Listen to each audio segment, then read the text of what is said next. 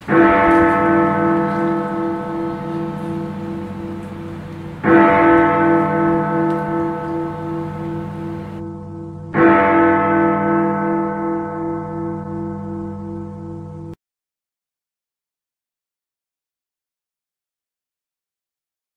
saudara, berjumpa lagi pada hari ini di dalam ibadah firman dan doa. Dan kiranya kita boleh senantiasa menjadi pendoa-pendoa yang setia di hadapan Tuhan. Dan kita boleh mendoakan setiap hal yang ada. Kita boleh menjadi anak-anak Tuhan yang peka untuk mendoakan bagi saudara-saudara kita. Mari saudara-saudara, sebelum kita masuk dalam ibadah firman dan doa lebih dalam lagi, kita mengambil waktu teduh di hadapan Tuhan.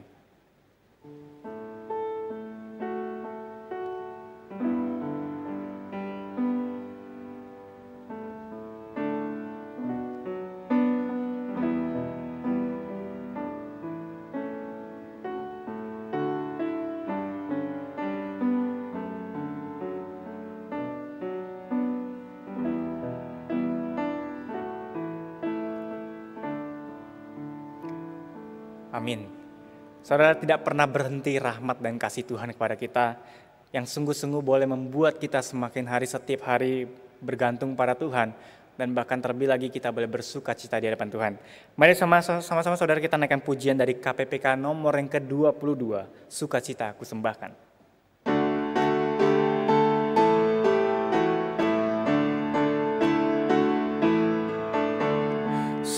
Sukacitaku sembahkan hanya pada Tuhanku. Hatiku bagaikan bunga mekar karena sinarnya. Awan maut ketakutan dienyahkan olehnya. Beri padaku sukacita hati. Bait yang kedua, langit bumi. Langit bumi alam semua menyatakan mulianya. Bintang malaikat menyanyi mengitari tahtanya. Ladang hutan gunung lembah padang hijau samudra. Burung nyanyi air mengalir, ajar kami senanglah. Mari saudara kita masuk di dalam doa. Ya Tuhan, sungguh kami bersuka cita di dalam Engkau, sungguh kami berbahagia di dalam Engkau. Karena kasih-Mu tidak pernah berhenti dalam kehidupan kami, karena berkat Tuhan tidak pernah berhenti di dalam kehidupan kami. Tapi ya Tuhan, pada hari ini ajarlah kami bersungguh-sungguh memandang kepada Engkau. Ajarlah kami bersungguh-sungguh berharap pada Engkau sendiri Tuhan, dan bukan kepada yang lain. Dan jauhkanlah kami dari hal-hal yang salah, membuat kami salah fokus ya Tuhan. Tapi biarlah kami bersungguh-sungguh fokus di dalam kehadiran Tuhan di dalam kehidupan kami. Ya Tuhan, kami pun tahu bahwa di dalam kehidupan kami banyak sekali masalah. Tetapi kami bersyukur kami memiliki Allah seperti Engkau yang bersenantiasa menghibur kami, bersenantiasa ada di dalam kehidupan kami, bahkan boleh berjalan bersama-sama dengan kami.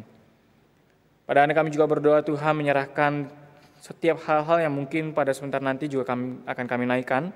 Dan mohon ya Tuhan Engkau mendengar setiap doa-doa kami. Dan kiranya ini pun boleh menjadi kekuatan bagi sesama kita. Dan kami boleh mengasihi dengan cara kami berdoa bagi sesama kita. Terima kasih Tuhan, sebentar kami juga akan melanjutkan puji-pujian kami, atau sebentar kami juga akan mendengarkan firman Tuhan. Kiranya Engkau juga boleh berbicara kepada setiap kami. Ini adalah doa kami Tuhan, hanya di dalam nama Tuhan Yesus Kristus saja. Amin. Saudara, kita juga akan melanjutkan pujian dari KPPK yang ke-215. Kemana saja? Kita tahu bahwa di dalam segala masa kehidupan kita, Tuhan tetap setia di dalam kehidupan kita. Maka pada dari itu kita juga akan belajar setia, agar kemana saja kita boleh tetap ikut kehendak Tuhan.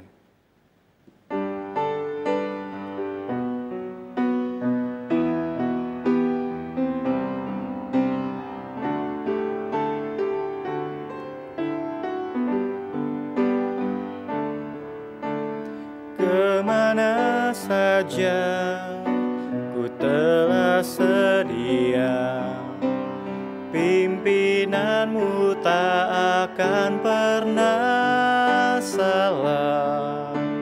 Tolong ku taat memikul salibmu, Tuhan pimpin pimpinanmu sempurna.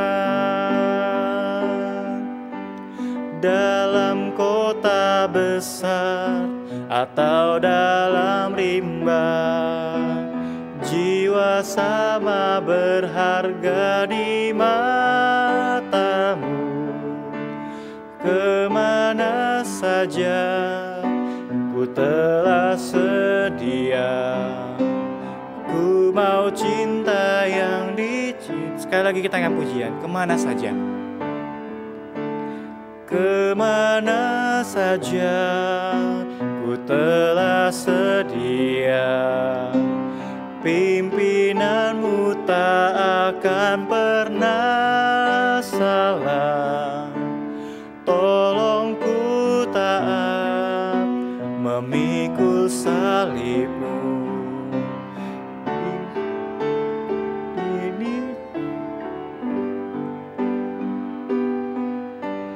Dalam kota besar atau dalam rimba, jiwa sama berharga di matamu.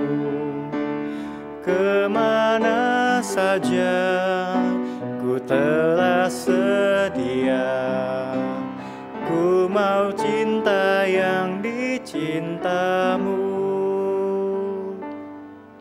Saudara, firman Tuhan pada hari ini akan dibawakan oleh Pendeta Rivo, dan kiranya firman Tuhan pada hari ini boleh memberkati kita.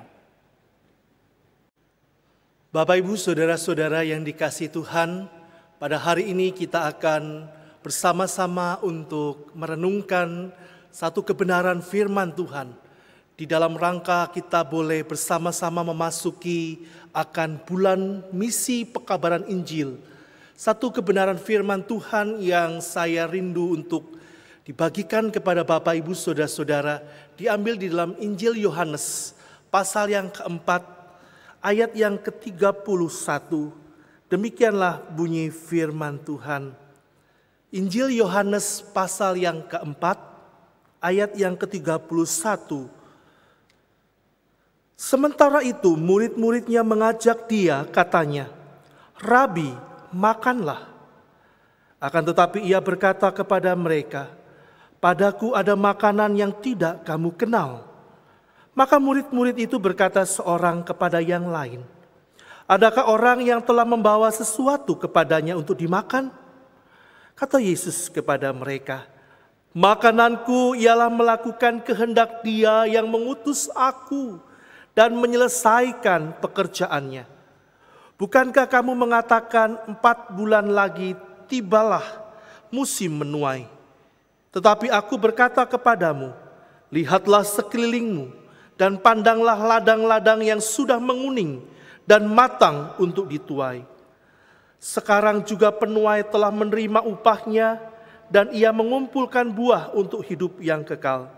Sehingga penabur dan penuai sama-sama bersukacita.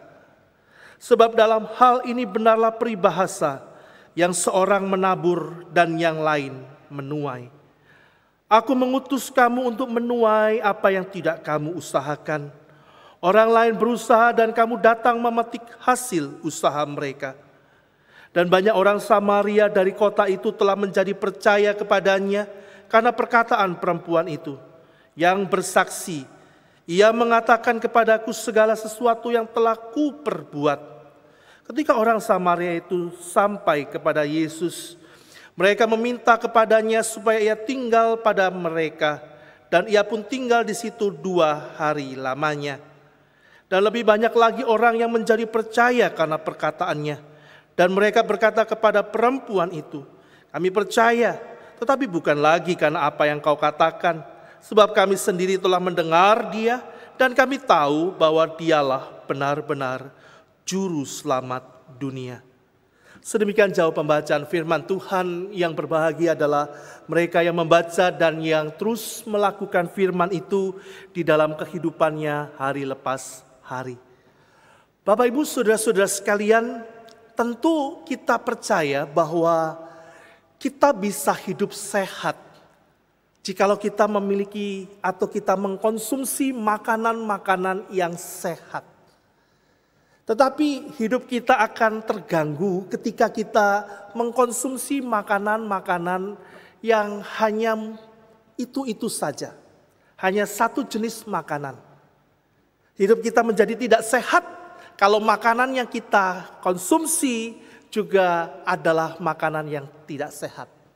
Saudara-saudara, ada satu artikel yang saya baca bahwa di dalam dunia ini pernah hidup orang-orang yang hanya makan satu jenis makanan saja. Mereka hanya makan misalnya hamburger setiap hari. Selama bertahun-tahun mereka makan hanya satu jenis makanan. Ada orang-orang yang makan hanya satu jenis makanan saja. Selama bertahun-tahun hanya makan chicken nugget. Bapak ibu saudara-saudara sekalian, ada orang yang selama bertahun-tahun dia hanya makan satu jenis makanan, hanya pizza. Saya tidak tahu Bapak Ibu pada hari ini punya akan pola makan yang seperti apa. Jangan-jangan kita juga punya akan pola makan yang seperti demikian.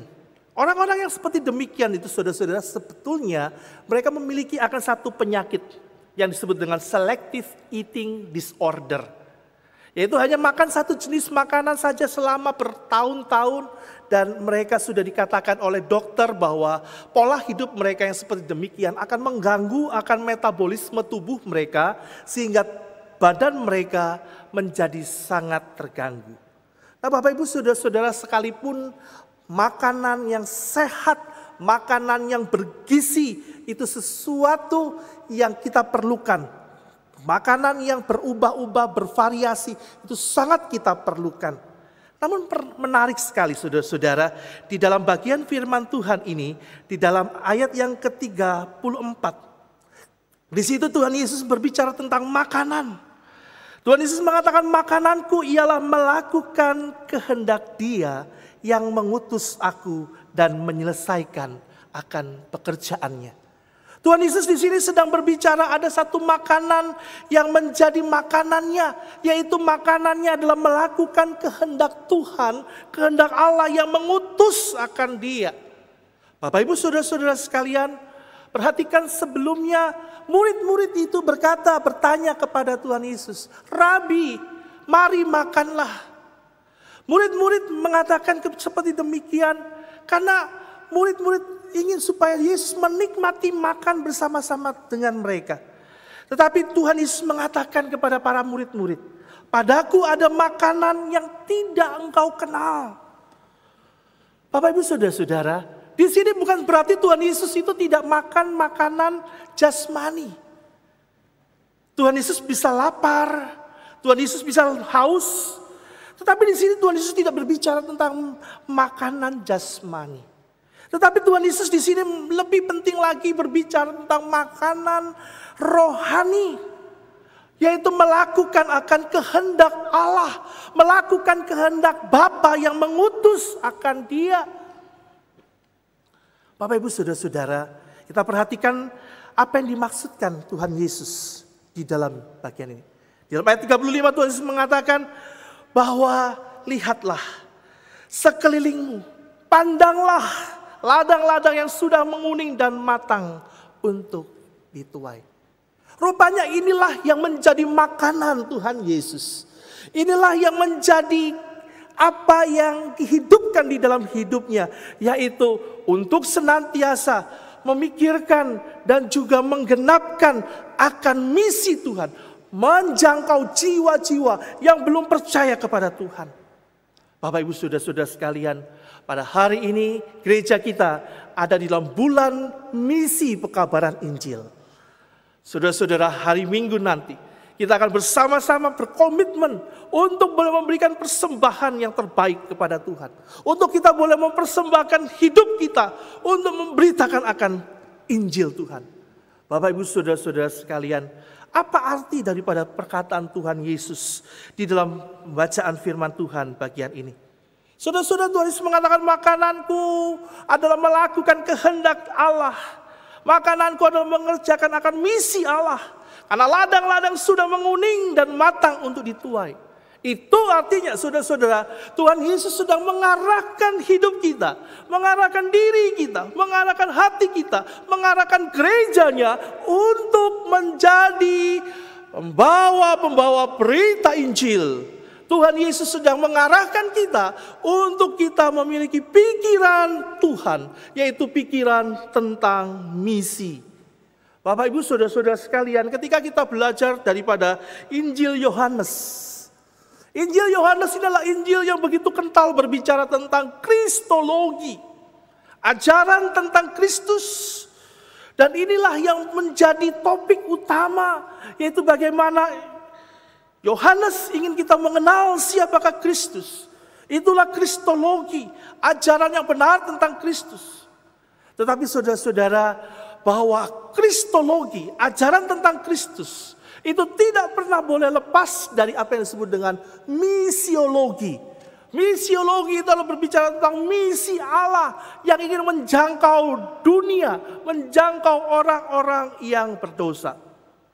Saudara-saudara, artinya bahwa kita tidak hanya cukup mengenal siapa Yesus, kristologi.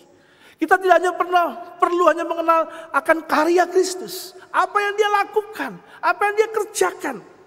Tetapi saudara-saudara, tanpa akan misiologi, pengenalan tentang siapa Kristus, apa yang dia kerjakan, apa yang dia lakukan, semua karyanya itu menjadi sesuatu yang tidak ada artinya.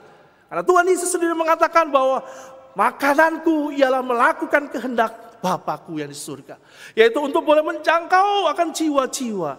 Saudara-saudara sekalian, misi itulah yang ingin Tuhan Yesus lakukan dan juga kita kerjakan di dalam kehidupan kita. Misi inilah yang diarahkan oleh Tuhan Yesus kepada dunia. Oleh sebab itu saudara-saudara, dalam ayat 42, pada akhirnya kita melihat bagaimana orang-orang yang mendengar, orang-orang yang melihat siapa Yesus, dia berkata bahwa dia adalah juru selamat dunia. Bapak Ibu saudara-saudara sekalian yang kasih dalam Tuhan, kalau kita melihat di dalam Injil Yohanes pasal yang keempat, Bapak Ibu saudara-saudara, Tuhan Yesus memulai akan misi penyelamatannya itu dengan satu percakapan dengan seorang perempuan Samaria. Bapak Ibu saudara-saudara sekalian, hanya bercakap-cakap bukan dengan ribuan orang.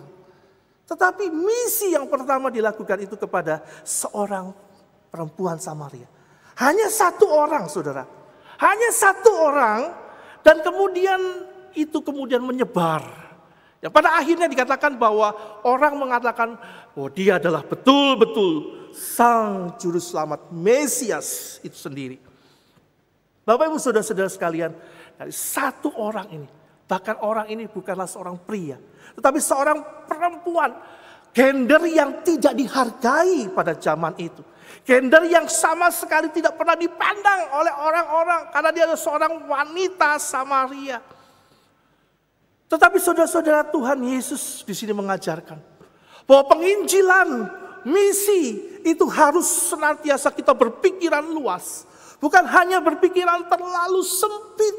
Bukan hanya berpikiran terlalu rendah. Ada begitu banyak orang-orang mengatakan, buat apa kita pergi memberitakan Injil jauh-jauh? Saudara-saudara, justru kita harus memberitakan Injil semakin hari semakin meluas, semakin melebar. Karena itulah yang Allah kehendaki. Itulah berita Injil yang harus kita sebarkan. Pelayanan itu jangan hanya terlalu sempit. Tuhan Yesus justru membuka misi itu kepada seorang perempuan, seorang Samaria, seorang yang tidak dihargai, seorang yang tidak dihormati pada zaman itu. Tetapi itulah misi yang tidak hanya berhenti kepada hal-hal yang besar, tetapi melakukan sesuatu pekerjaan yang lebih besar lagi, yang lebih besar lagi, saudara-saudara. Saudara-saudara, terlalu egois jikalau kita adalah orang-orang yang sudah percaya kepada Tuhan Yesus. Tetapi saudara-saudara, pelayanan kita terlalu sempit. Doa-doa kita terlalu sempit. Kita hanya berdoa untuk diri kita. Kita hanya berdoa untuk kebutuhan kita. Gereja hanya melakukan misi yang terlalu sempit. Saudara-saudara sekali, terlalu egois kalau kita hanya berpikir sesuatu yang ada di dalam gereja. Di luar gereja, di luar tembok gereja, itulah yang harus menjadi pelayanan. Gereja yang benar, gereja yang sejati adalah gereja yang harus memiliki pikiran misi yang terus berkembang, yang terus maju. Sekolah Kristen yang benar, yang sejati harus punya pikiran misi menjangkau akan anak-anak yang belum mengenal Kristus.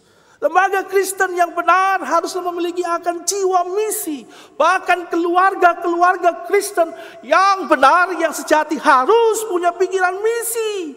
Bagaimana menyelamatkan anak-anak mereka, anak-anakmu yang Tuhan titipkan di dalam hidup keluargamu. Bukan hanya engkau berikan dia makan, tetapi engkau beritakan akan Injil Tuhan itu sendiri. Itulah pikiran misi, saudara-saudara. Saudara-saudara, gereja yang sejati adalah gereja yang terus berpikiran luas. Yesus menjangkau hanya seorang perempuan. Tetapi berita Injil itu semakin luas. Bapak Ibu saudara-saudara sekalian, ketika kita ingin mengenal akan hati Allah, kita bisa mengenal hati Allah dengan bagaimana firman Tuhan itu mengatakan tentang cinta Allah kepada dunia.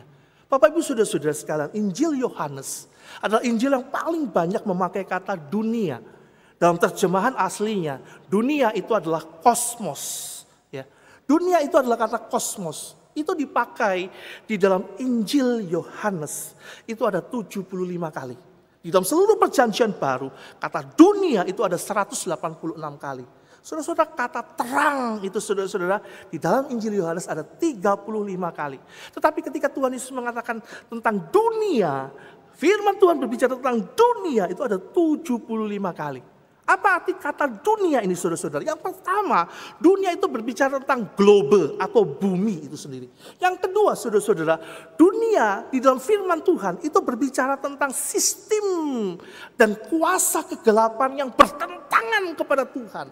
Yang ketiga saudara-saudara, dunia itu bukan hanya berbicara tentang global, tentang tempat, tetapi dunia itu juga berbicara tentang orang-orangnya. Khususnya orang-orang yang belum percaya kepada Tuhan Yesus. Nah, di dalam Injil Yohanes 3 ayat 16, karena begitu besar kasih Allah akan dunia ini. Kata dunia yang dipakai ini saudara-saudara bukan dalam arti yang pertama. Bukan tentang buminya. Allah tidak mencintai akan bumi globalnya. Allah juga tidak mencintai sistem dan juga apa yang ada dalam dunia. Tetapi Allah mencintai manusia. Karena begitu besar kasih Allah akan dunia. Ini berbicara saudara-saudara tentang manusia yang belum mengenal akan Tuhan. Saudara-saudara, itulah isi hati Tuhan. Itulah detak jantung daripada Allah. Yaitu bagaimana Allah mengasihi akan dunia. Orang-orang yang belum diselamatkan. Untuk mereka boleh mengenal akan kasih Tuhan. Bapak Ibu saudara-saudara, apakah kasih Allah itu juga masih tetap ada di dalam hati kita? Tuhan Yesus mengatakan di dalam Injil Matius pasal 9. Ayat yang ke-37. Tuaian memang banyak. Tetapi pekerja itu sedikit. Saudara, artinya bahwa pekerjaan Tuhan, misi pengabaran Injil. Itu memerlukan pekerja yang begitu banyak. Dunia ini begitu luas. Dunia ini membutuhkan akan Injil. Dunia ini membutuhkan akan kasih Kristus. Apakah gereja masih memiliki akan hati Tuhan? Apakah saudara dan saya masih memiliki perasaan Kristus? Yang melihat bagaimana dunia ini begitu banyak tuaian. Tetapi begitu sedikit orang-orang yang mau untuk dipakai, melayani, memberitakan akan Injil itu sendiri saudara-saudara. Bapak Ibu saudara-saudara sekalian yang dikasihi dalam Tuhan. Injil itu harus menjadi pusat daripada hidup kita.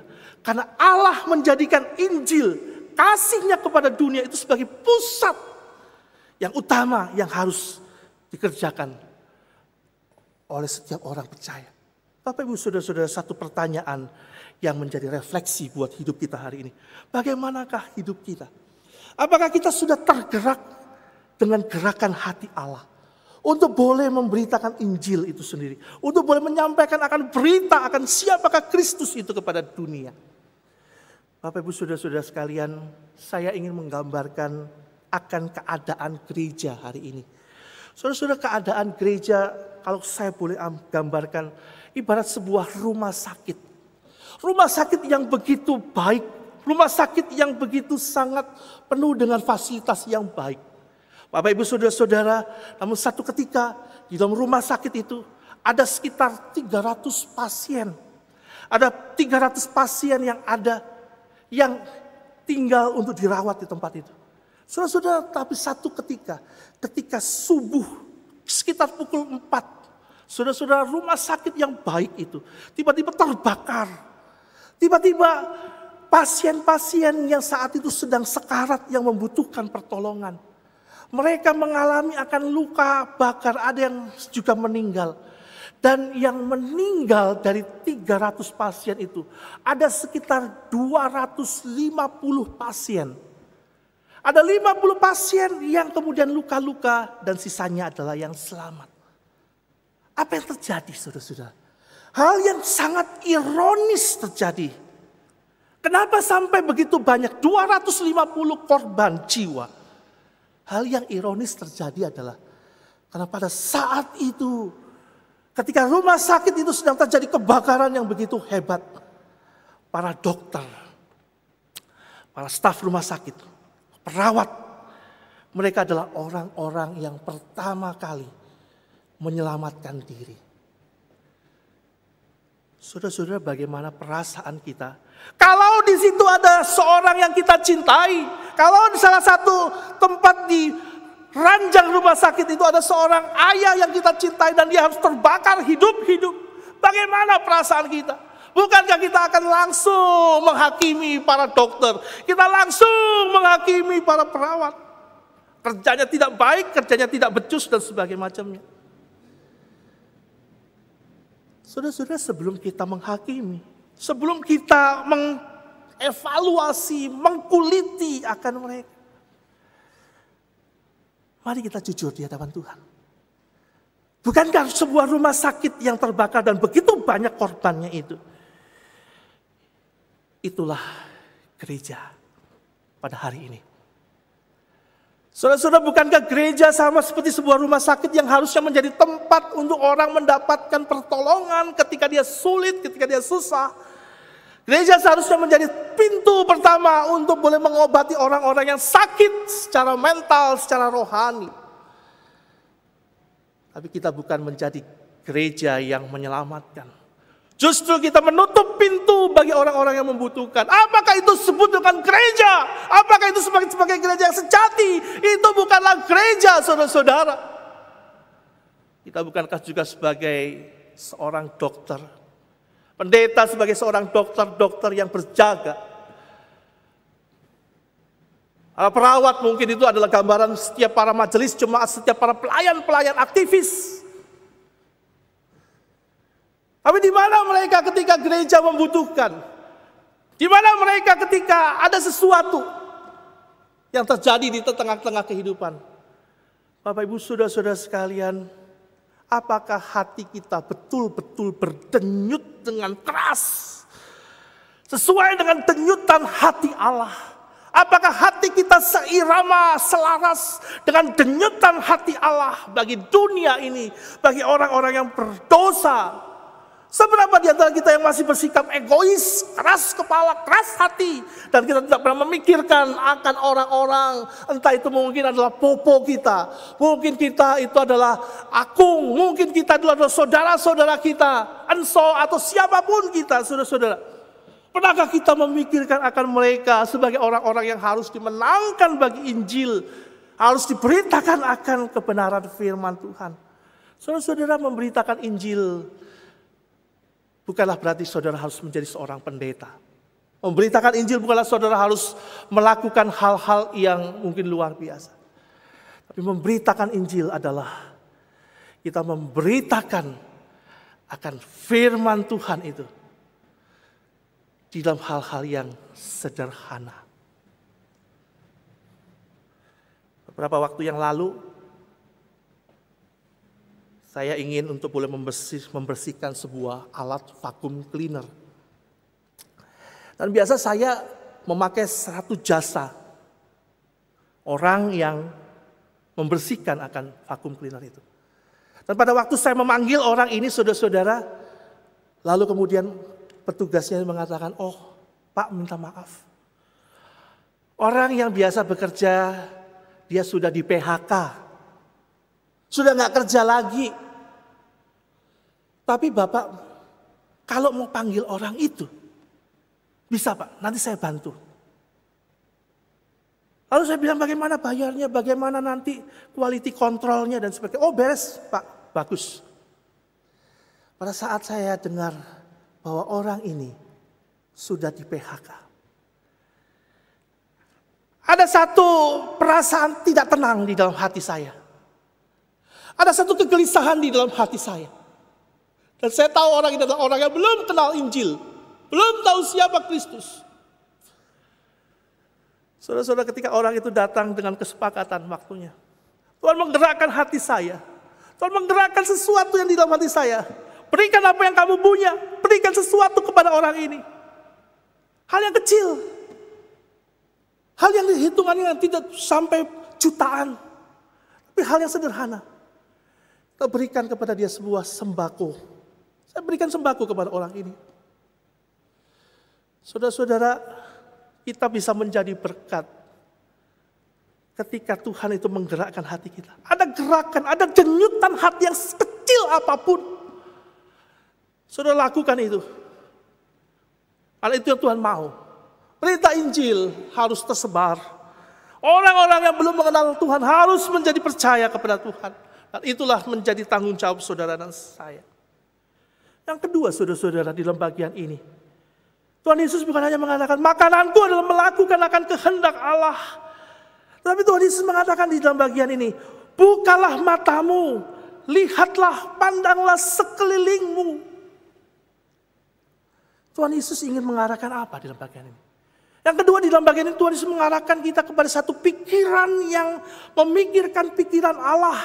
Yaitu pikiran tentang aspek supranatural daripada pekerjaan Tuhan. Ada sesuatu pekerjaan Tuhan yang kita harus pikirkan. Dan di situ Tuhan Yesus mengatakan di dalam Injil Yohanes pasal 4 ayat 35. Lihatlah sekelilingmu dan pandanglah ladang-ladang yang sudah menguning dan matang untuk dituai. Bapak Ibu saudara-saudara, dalam bagian ini Tuhan Yesus tidak berbicara tentang pertanian. Tuhan Yesus tidak berbicara tentang perkebunan, sawah dan sebagainya yang ada. Tuhan Yesus juga tidak mengajak murid-murid untuk bekerja di ladang, di sawah. Tidak saudara-saudara, tetapi Tuhan Yesus sedang berbicara. Tuhan Yesus sedang mengajak murid-murid untuk melihat aspek yang lebih penting, yang signifikan, yang seringkali dilupakan oleh manusia, yaitu menjangkau manusia, menjangkau dunia ini bagi Kristus. Dan Tuhan Yesus mengatakan pada waktu itu belum terjadi. Ladang sudah menguning, matang untuk dituai. Dan itulah yang menjadi tugas gereja. Bapak Ibu saudara-saudara sekalian, di dalam bagian ini dikatakan ladang sudah menguning. Di dalam terjemahan aslinya, kalau kita lihat bahwa terjemahan ini kurang pas. Ya. Sebab sesungguhnya Tuhan Yesus lakukan, yang dikatakan dalam bagian ini sesuatu yang luar biasa sekali. Di dalam terjemahan King James, Alkitab King James Version, di situ dikatakan, lift up your eyes and look on the fields, for they are white already to harvest. Saudara-saudara sekalian, kata they are white, kalau diterjemahkan dalam bahasa Indonesia adalah sudah menguning, tapi terjemahan yang lebih mendekati aslinya itu dikatakan bukan hanya sudah menguning, tetapi they are white, ya, they are white, sudah memutih. Kata yang dipakai untuk they are white di dalam bagian ini adalah kata aslinya adalah kata leukos. Nah, saudara-saudara, leukos itu apa? Kalau saudara periksa di laboratorium, ada satu pemeriksaan darah dengan satu istilah adalah leukosit, ya. Kata tadi yang dipakai adalah leukos. Untuk pemeriksaan darah, sel darah putih itu adalah kata leukosit. Nah saudara-saudara, artinya apa? Artinya gandum itu, ladang itu sudah menghasilkan dan gandum itu sudah menjadi putih pada saat itu. Artinya gandum ini sudah siap, sudah terlalu matang. Bukan hanya matang, tetapi sudah matang sekali. Dan harus dituai. Kalau tidak segera, cepat-cepat untuk dituai, maka gandum itu menjadi busuk, rusak, dan tidak berguna sama sekali. Bapak, Ibu, Saudara-saudara, itulah misi. Itulah pemberitaan Injil. They are too wide. Ladang-ladang itu, gandum-gandum itu sudah terlalu matang. Tapi hari ini gereja masih berpikir untuk diri sendiri, egoisme sendiri, hanya berpikir untuk kepentingan diri sendiri. Gereja hanya bertengkar satu sama lain, tidak ada satu kesejatian di dalamnya. Gereja hanya memikirkan bukan pikiran Tuhan, tapi pikiran manusia. Padahal firman Tuhan mengatakan gandum itu sudah matang sekali. Bapak, Ibu, Saudara-saudara sekalian, misi itu ada di depan kita. Misi itu ada beberapa meter dari rumah kita. Atau mungkin misi itu ada di dalam rumah kita. Tuhan Yesus mengatakan, buka mata. Buka matamu, pandanglah ladang-ladang yang sudah matang sekali. Sangat matang untuk dituai. Tidak ada waktu untuk ditunda. Jangan menunda-nunda waktu. Jangan berpikir sesuatu yang tidak-tidak. Tetapi pada momen kita memberitakan Injil, misi pekabaran Injil ini, saudara-saudara, Tuhan Yesus mengingatkan bahwa berita Injil, orang-orang yang membutuhkan Injil, mereka seperti gandum yang sudah sangat siap untuk kita tuai. Yang sudah sangat siap untuk kita beritakan akan Injil. Bapak, Ibu, Saudara-saudara sekalian, memberitakan Injil bukan hanya pada bulan Agustus. Memberitakan Injil bukan hanya pada momen-momen pada waktu kita menjalani misi. Tetapi memberitakan Injil itu adalah suatu gaya hidup yang harus kita terus kerjakan. Karena ladang sudah menguning, sudah sangat siap, sudah sangat matang untuk kita tuai. Ladang-ladang itu membutuhkan kita sebagai para pekerjanya. Ladang-ladang itu membutuhkan saudara dan saya. Mungkin saudara tidak bisa untuk boleh pergi pada tahun ini di dalam kondisi COVID-19. Saudara tidak bisa pergi keluar. Saudara tidak bisa untuk memberitakan Injil ke tempat yang lain. Tapi saudara bisa pakai kekuatan, daya saudara. Saudara bisa pakai doa saudara. Dan saudara bisa pakai dana saudara untuk berita Injil itu bisa memenangkan banyak jiwa. Mari saudara-saudara, sekaranglah waktunya, sekaranglah saatnya untuk kita menjadi pemberita Injil. Mulai dari hal yang sederhana, mulai dari hal-hal yang kecil, mulai dari saat ini. Selamat untuk kita memberitakan Injil di dalam segala apa yang Tuhan sudah taruh di dalam hati kita. Tuhan memberkati Bapak, Ibu, Saudara. Mari kita masuk dalam doa. Tuhan, kami bersyukur untuk firman Tuhan yang Tuhan sudah taruh di dalam hati kami. Biarlah kami semakin hari semakin gelisah. Hati kami semakin terpengaruh. Hati kami berdenyut dan tergetar ketika kami dipanggil untuk boleh memberitakan Injil. Dengan daya kami, dengan doa kami, dengan dana kami, memberitakan Injil. Biarlah di tengah-tengah momen-momen dunia yang lagi susah dan payah, kami boleh memberitakan Injil. Nah, justru saat inilah ya Tuhan, justru waktu inilah ya Tuhan, gereja semakin hari semakin harus memberitakan Injil. pakai kami untuk boleh menjadi saluran berkat. Di dalam nama Tuhan Yesus kami sudah berdoa. Amin. Kita diberkati oleh firman Tuhan pada hari ini. Dan kiranya pada hari ini kecil juga akan menaikkan beberapa pokok doa. Dan pada hari ini saya persilakan saudara untuk mengambil waktu yang terbaik di hadapan Tuhan untuk boleh kita sama-sama masuk di dalam doa. Saudara-saudara boleh mengambil waktu yang terbaik, boleh mengambil tempat terbaik agar kita tidak diganggu oleh apapun dan kita boleh sungguh-sungguh datang kepada Tuhan, memberikan diri sepenuhnya di dalam doa. Dan bagi saudara-saudara mungkin yang dapat berlutut, boleh mengambil sikap berlutut. Tapi apabila saudara-saudara yang tidak dapat berlutut, boleh duduk saja. Mari saudara-saudara kita masuk di dalam beberapa pokok doa. Saudara-saudara, untuk yang pertama kali kita berdoa untuk setiap keluarga kita pada hari ini. Untuk teman-teman kita pada hari ini. Orang-orang terdekat kita yang kita kenal pada hari ini. Biarlah kita berdoakan bagi mereka untuk pergumulan-pergumulan mereka. Mungkin ada yang di antara mereka pergumulannya kita ketahui, boleh kita doakan.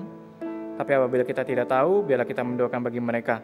Baik pergumulan mereka di dalam pekerjaan mereka, di dalam studi mereka, ataupun di dalam pelayanan mereka, bahkan relasi mereka kepada sesama mereka, bahkan kepada Tuhan. Mari sama-sama saudara-saudara kita berdoa bagi saudara kita.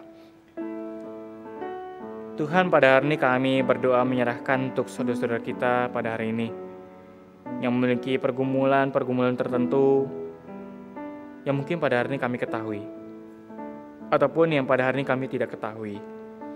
Tetapi pada hari ini Tuhan, kami mohon penyertaan daripada Engkau untuk boleh sungguh-sungguh menyertai kehidupan saudara-saudara kami, teman-teman kami, bahkan orang-orang terdekat kami.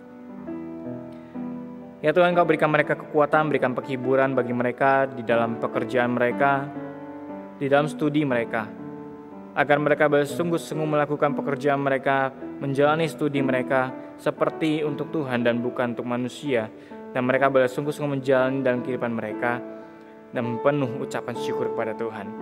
Kami juga berdoa Tuhan bagi kesehatan mereka, yang mungkin pada hari ini kesehatan naik turun, mungkin dalam masa-masa seperti ini juga membuat kita tidak fit karena jarangnya beraktivitas untuk keluar dan yang lain-lain ya Tuhan. Tapi biarlah ya Tuhan, kesehatan kami ini kami percayakan kepada Engkau. Baik kami dalam keadaan sakit maupun dalam keadaan sehat, kami tetap percaya bahwa kasih Tuhan tidak pernah meninggalkan kami, bahkan kepada saudara kami.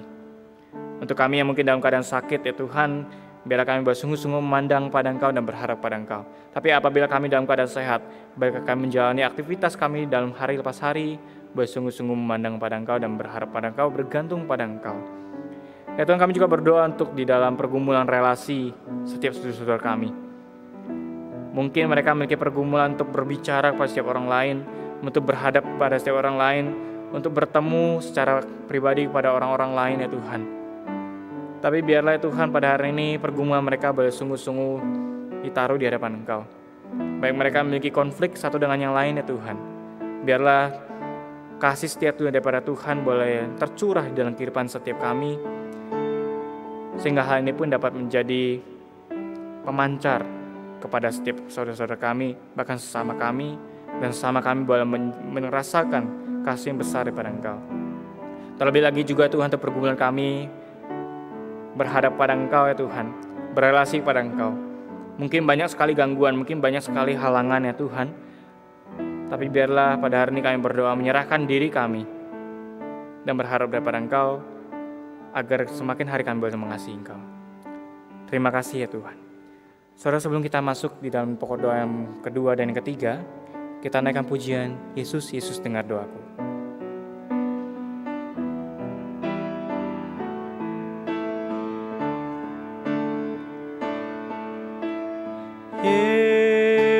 Yesus, Yesus, dengar doaku.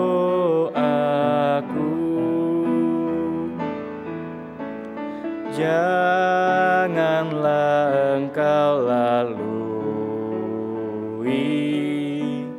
berilah berkat-Mu. Sekali lagi, Yesus, Yesus dengar doaku. Yesus, Yesus, dengar doaku. Janganlah engkau lalui, berilah berkat-Mu. Saudara-saudara, untuk pokok yang kedua, kita akan mendoakan bagi gereja kita. Tapi pada kali ini kita akan mendoakan untuk komisi-komisi yang ada di dalam gereja kita. Yang pertama, kita doakan untuk komisi yang paling muda terlebih dahulu. Kita doakan untuk komisi anak-anak. Kita doakan untuk setiap guru-guru sekolah minggu di dalam pelayanan mereka, di dalam kerinduan mereka mengajar setiap anak-anak, agar diberikan oleh Tuhan api yang sungguh-sungguh kembali membara untuk mengabarkan Injil kepada setiap anak-anak, mengenalkan kasih Tuhan kepada setiap anak-anak, sehingga anak-anak boleh datang kepada Tuhan, boleh memiliki iman yang sungguh-sungguh besar pada Tuhan, dan boleh bertumbuh di dalam Tuhan. Kita juga berdoa untuk hamba Tuhan yang ada di dalam perlainan sekolah minggu. Kiranya setiap guru-guru sekolah minggu, majelis yang ada, bahkan juga hamba Tuhan boleh memiliki kesatuan hati di dalam pelayanan yang ada. Mari sama-sama saudara kita naikkan suara, kita berdoa bagi komisi anak-anak. Ya Tuhan, pada hari ini kami berdoa secara khusus untuk komisi anak-anak pada hari ini. Kiranya Tuhan Kau berkati setiap pelayanan yang ada untuk guru-guru sekolah minggu. Kiranya Kau berikan mereka kekuatan ya Tuhan. Mungkin banyak pergumulan bahkan di dalam masa-masa seperti ini, di mana mereka mengajar online ya Tuhan. Mereka tidak bertemu secara langsung pada setiap anak-anak, sehingga berbagai kesulitan yang mereka hadapi pada hari ini. Tapi kami mohon ya Tuhan, hikmat dan kekuatan daripada Tuhan untuk memimpin setiap kami pada hari ini. Kiranya Tuhan, kami boleh, setiap guru sekolah minggu yang ada boleh mengajar dengan satu kerinduan daripada Engkau Tuhan. Membara dari mana mereka berrelasi dengan Engkau, di mana mereka mengenal firman Tuhan, dan juga itulah yang dikenalkan kepada setiap anak-anak. Kita juga berdoa Tuhan untuk setiap hamba Tuhan, majelis yang ada, bahkan untuk setiap guru-guru sekolah minggu boleh memiliki kesatuan hati di dalam Engkau, boleh melayani dengan sukacita dalam Engkau, dan boleh memikirkan yang terbaik bagi generasi-generasi berikutnya. Setiap anak-anak yang ada boleh menjadi agar setiap anak-anak boleh kembali datang pada Engkau, semakin hari boleh semakin bertumbuh di dalam Engkau, semakin mengenal Engkau. Terima kasih Tuhan, ini doa kami serahkan ke dalam tangan-Mu. Amin. Saudara, untuk yang ketiga, kita berdoa juga untuk komisi remaja pada hari ini. Kita doakan setiap pengurus-pengurus yang ada, setiap anak-anak remaja yang ada, kita doakan agar pertumbuhan iman mereka, pertumbuhan kerohanian mereka boleh semakin hari semakin baik, boleh semakin hari semakin mengenal Tuhan dalam kehidupan mereka. Mungkin di dalam masa-masa remaja mereka banyak sekali mengalami pergumulan, tapi segala pergumulan mereka boleh kembalikan ke dalam firman Tuhan, dan mereka boleh kembali bertemu dengan Tuhan di dalam segala kehidupan mereka, di dalam segala masa kehidupan mereka. Kita juga berdoa untuk setiap hamba Tuhan dan juga majelis yang ada, setiap tim yang ada di dalam remaja boleh memiliki kesatuan hati melayani Tuhan dan boleh memandang kepada rencana Tuhan. Mari sama-sama saudara-saudara kita berdoa bagi anak-anak kita untuk komisi remaja pada hari ini. Ya Tuhan, pada hari ini kami berdoa secara khusus untuk komisi remaja. Kiranya Engkau berkati ya Tuhan komisi remaja pada hari ini, untuk setiap pengurus-pengurus yang ada, dari ketua bahkan sampai kepada setiap aktivis dan sampai kepada jemaat yang ada. Kiranya Engkau berkati mereka, berikan mereka kekuatan. Dan kami tahu ya Tuhan, pada hari ini setiap remaja, setiap anak-anak remaja memiliki pergumulan dalam kehidupan mereka. Mereka yang sudah mengenal samanya Tuhan, bahkan mengenal orang-orang di luar sana, bahkan mengenal lawan jenis mereka ya Tuhan. Di dalam pergumulan mereka mencari jati diri juga ya Tuhan, kami mohon daripada Engkau untuk boleh senantiasa membimbing setiap anak-anak kami, sehingga mereka boleh kembalikan segala sesuatu, segala kebenaran yang ada di dalam kebenaran firman Tuhan. Mohon Kau memimpin setiap anak-anak-Mu ya Tuhan. Kami juga berdoa Tuhan untuk setiap hamba Tuhan dan majelis, setiap pengurus-pengurus remaja, dan setiap jemaat yang ada Tuhan boleh memiliki kesatuan hati untuk semakin hari semakin bertumbuh di dalam Engkau. Dan pakai komisi remaja ini Tuhan sebagai satu sarana agar setiap anak-anak boleh semakin hari semakin mengenal Engkau. Berbicara juga kepada setiap kami ya Tuhan, setiap pengurus-pengurus yang ada, boleh memikirkan apa yang harus dikerjakan di dalam komisi remaja secara khusus pada hari ini, sehingga kami boleh berjalan sesuai dengan kebenaran firman Tuhan. Terima kasih Tuhan, ini doa kami serahkan komisi remaja, agar semakin hari semakin mengenal Engkau, bertumbuh di dalam Engkau. Amin. Saudara, untuk yang terakhir kita doakan untuk negara kita pada hari ini. Kita berdoa untuk bangsa dan negara kita pada hari ini di dalam pergumulan mereka menghadapi pandemi COVID-19 ini secara khusus, dan juga untuk pergumulan-pergumulan yang lain. Dan kiranya hikmat daripada Tuhan boleh memimpin setiap pemerintahan yang ada.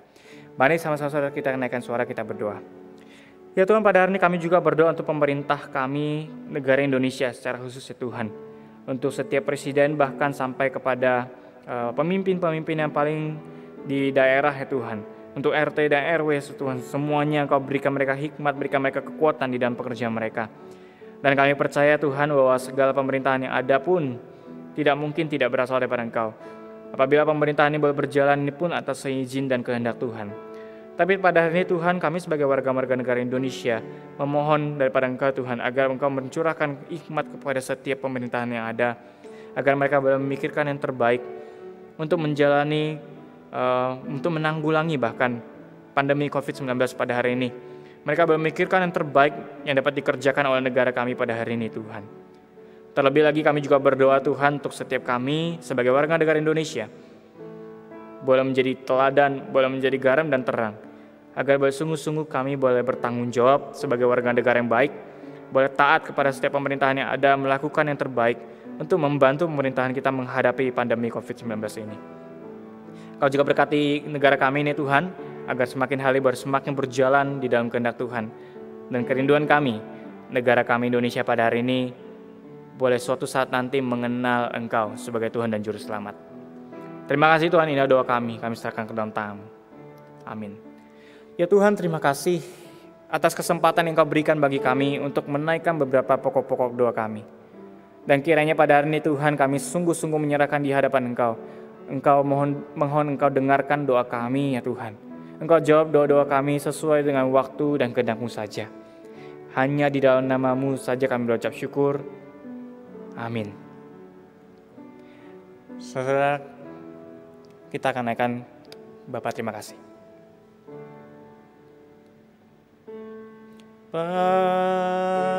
Terima kasih.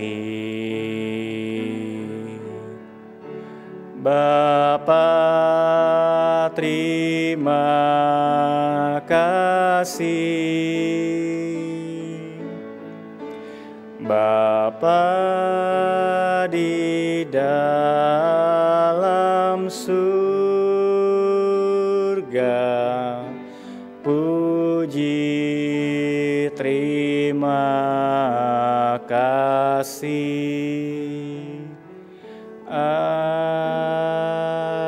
Amin.